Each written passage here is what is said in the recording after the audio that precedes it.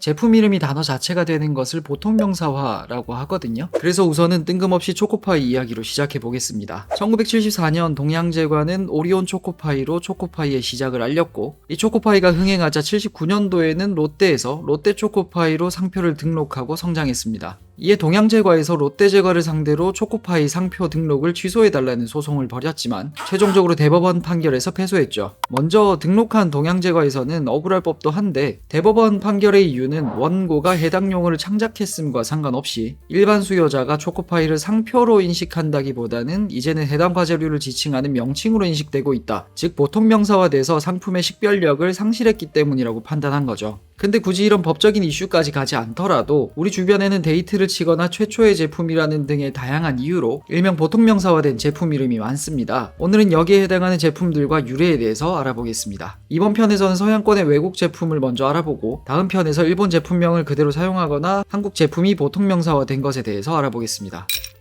먼저 외국 제품에서 우리가 평소에 쓰고 있는 난이도 쉬운 것부터 훑고 지나가자면 우선 포크레인입니다. 결론부터 얘기하면 포크레인은 1930년대 설립된 프랑스 회사 포클랭에서 유래했습니다. 1964년도에 최초로 기존의 굴착기 대신 유입식 굴착기를 포클랭사에서 개발하고, 이를 중심으로 세계적으로 유입식 굴착기로 대체되고 있었고, 당시 1960년대 70년대에 국내에도 이 포클랭의 로고가 박힌 굴착기가 대거 들어오게 된 거죠. 현장 노동자들한테는 기계가 뭔지 모르겠지만 포클랭 이라는 이름이 붙어 있으니까 포클랭을 영어 그대로 포크레인으로 부르면서 한국에서 보통명사가 된 것입니다. 포클랭사는 그 뒤로 80년대 중반쯤 미국 회사에 인수되면서 더 이상 포크레인을 생산하진 않아서 이름만 남게 돼서 이제는 한국만 알고 있겠죠.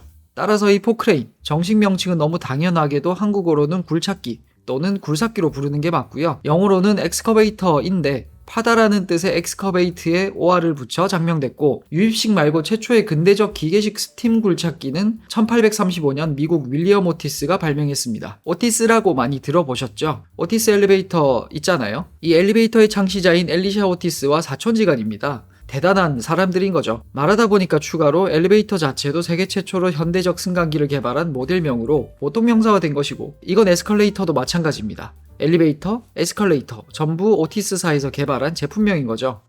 자, 두 번째 호치키스입니다. 요새는 스테이플러라고 대부분 정식 명칭으로 많이 쓰는 이 제품, 호치키스 같이 발음이 일본스러워서 대부분 일본 발음으로 된 무언가 아닌가? 라고 생각을 하는데, 미국에서 일본으로 이 스테이플러를 들여올 당시 제조사 중 유명한 곳인 EH 호치키스라는 곳에서 따왔습니다. 포크레인이랑 똑같이 기업명이 제품명이 된 거죠. 설립자와 아들의 이름인 호치키스를 딴 제조사이기 때문에 우리가 부르는 호치키스는 결국 사람 이름인 거고요. 이게 구한말 한국으로 들여오면서 그대로 호치키스 또는 호치게스라고 우리가 따라 썼습니다.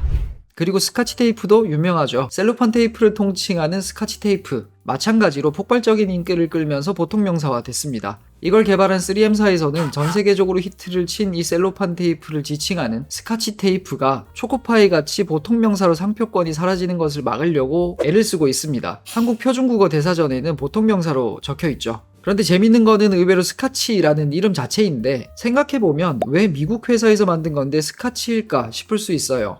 스카치는 이름 그대로 스코틀랜드와 관련이 있는 거잖아요. 여러 설이 있지만 스카치 테이프의 원조인 마스킹 테이프라고 있었는데, 이 마스킹 테이프의 접착력이 낮아서 못마땅한 사람들이 있었고, 접착제를 많이 안 발라둬서 그런 거 아니냐 하면서 스코틀랜드를 뜻하지만 당시 구두쇠를 뜻하기도 했던 스카치를 붙여서 그렇게 되었다는 설과, 스카치 테이프가 여러 번 사용하고 경제적이니까 마찬가지로 구두쇠 같다 해서 스카치라고 붙였다는 얘기도 있습니다. 좀 특이한 것으로 넘어가서 바리깡도 있습니다. 한자어로 이발기, 영어로 헤어클리퍼라고 하는 게 정식 명칭인데 우리는 바리깡으로 부르고 있죠. 이 바리깡이 프랑스어로는 통데즈라고 하는데, 왜 프랑스어를 얘기하냐면 이 바리깡이 일본어이긴 한데 프랑스에서 온 일본어거든요. 정확히 바리깡은 프랑스의 바리캉-에 마르라는 회사 제품이 1880년대 일본으로 가서 일본 외래어가 됐고, 한국 순으로 유포되면서 우리나라도 바리깡이라고 쓰게 된 거죠. 근데 이건 썰이 재밌는 게, 바리깡이 일본에서 처음 사용될 때부터 자연스럽게 이 이름도 사용됐는데, 일본에서도 당초에 이 바리깡이 어디서 유래된 단어인지는 모르겠더라는 겁니다. 그래서 킨다이치 쿄스케라는 언어학자가 여러 어원에 대해서 3년 동안 조사를 하다가 도대체 바리깡의 어원은 어디인가 찾아보던 중 도쿄대학교 앞 이발소에서 혹시 하면서 이 제품을 들어보고는 각인으로 박힌 바리캉의 마르의 제조사명을 알게 된 겁니다. 그래서 지금은 1883년 프랑스 주재 대사관이 처음 일본으로 들여온 바리깡의 제작소가 하필 바리깡의 마루였던 것이 유래인 것으로 확인됐습니다. 지퍼, 기업명은 아니고 제품명에서 온 단어입니다. 1923년 미국에서 고무로 일상용품을 제조하는 회사인 굿리치사라고 있는데 이 회사에서 출시한 더 신종류의 신발 이름이 지퍼였고 이 제품의 가장 큰 특징이 지금 우리가 부르는 지퍼였거든요. 원래 이름은 슬라이드 패스트너라고 하는데 이 제품이 큰 히트를 치면서 여기 달린 슬라이드 패스트너의 명칭이 지퍼가 됐습니다. 지퍼에 관해서는 좀 스토리를 설명하자면 우리가 몸에 걸치거나 신거나 입을 때 보통은 묶죠. 그리고 그걸 묶다가 불편해서 단추라는 것을 사용하게 됐고요. 그런데 단추는 비싸기도 하고 비싼 점을 해결한다고 해도 입거나 벗을 때마다 단추를 풀기 위해 한참을 해야 하니까 불편했거든요. 그리고 그걸 해결하기 위해서 지금의 지퍼인 패스트너 종류가 나왔는데 초창기에는 쇠로 돼 있어서 녹물도 나오고 지금과 달리 빳빳한 종류였거든요. 그 뒤 구리를 사용하고 유연성도 늘어나면서 사용감이 좋아졌지만 여전히 단추보다 비싼 이유로 대중적으로 보급되지 못했어요. 그러다가 굿리치사에서 이 패스트너에 주목을 했죠. 왜냐하면 굿리치사의 주력 제품은 길로 슈즈였는데 이게 당시에 일종의 덧신 종류로 우리랑 다르게 집에도 신발을 신고 들어가는 특성상 집에 들어갔을 때 신발이 너무 더러워졌기 때문에 이 길로 슈즈를 팔았습니다. 그래서 신발 위에 길로 슈즈를 덧신 형태로 사용했는데 이게 단추나 끈으로 돼 있으면 매번 풀었다 메었다 해야 하죠. 그래서 패스트너를 달고 그게 대박을 치게 됐고 이게 널리 퍼져나가면서 지퍼라는 이름이 이 덧신의 가장 큰 특징인 패스트너를 지칭하는 단어가 된 겁니다. 추가로 한국에서는 자크라고 부르기도 하죠.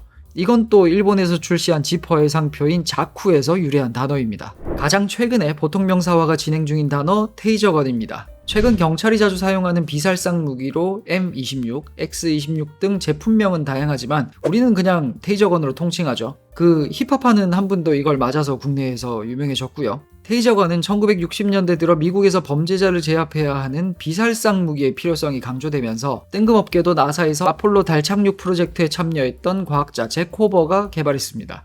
잭 호버는 전선을 만진 후 전기 때문에 경직됐지만 살아남은 사람의 기사를 우연히 신문으로 보고 전기로 제압하는 방식이 괜찮겠다 생각한 거죠. 자, 문제는 주제에 맞는 테이저라는 이름의 유래인데 호버는 제품명을 뭘로 할지 생각을 하다 어린 시절 본인이 좋아했던 공상과학 작가 빅터 애플턴의 톰 스위프트의 전기 라이플이라는 책에서 이름을 땄습니다. 이 이야기도 전기볼트를 발사하는 라이플을 발명한 소년에 대한 이야기였거든요. 근데 원래 약자대로 하면 티저인데 어감이 좀 그래서 A를 붙여 테이저라고 불리게 된 겁니다. 그래서 이 테이저건, 우린 그냥 전기총을 보면 테이저건이라고 보통 명사화 됐다 보니 이제는 전기 충격을 가하다 라는 의미의 테이즈라는 신조어도 생겨나고 있습니다. 자, 마지막으로 어그부츠입니다. 어그부츠에서 어그는 못생겼다는 뜻의 호주 영어거든요. 이름에서 알 수 있듯이 호주에서 시작된 신발로 양털로 안감을 만든 그 남자들은 잘 이해하지 못하는 신발 종류죠. 그런데 의외로 그 유래는 엉뚱하게 2차 세계대전과 호주 서퍼 문화에서 시작을 합니다.